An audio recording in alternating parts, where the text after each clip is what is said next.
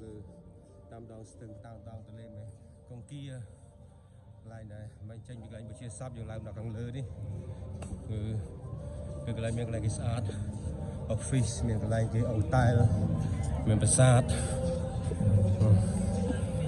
miếng này miếng plaza cái sạp bảo chia food court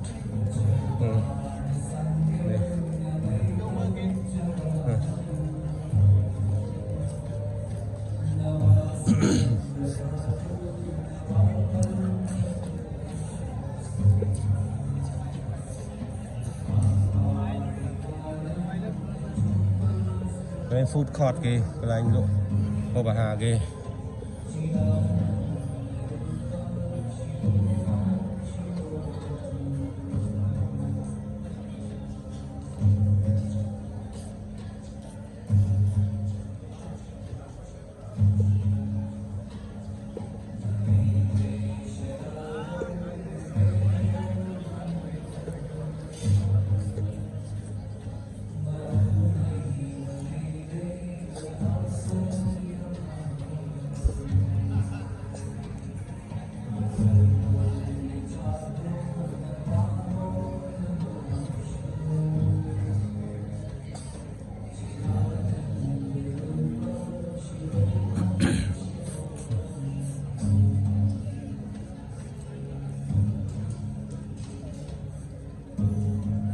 lại cái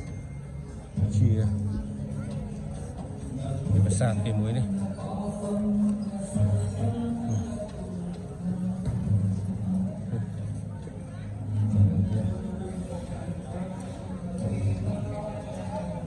cô nắn đơn cái muối để sạc cái muối này sạc cái sợi vẽ này là cô cái đằng nòng này cái sợi vẽ đằng nòng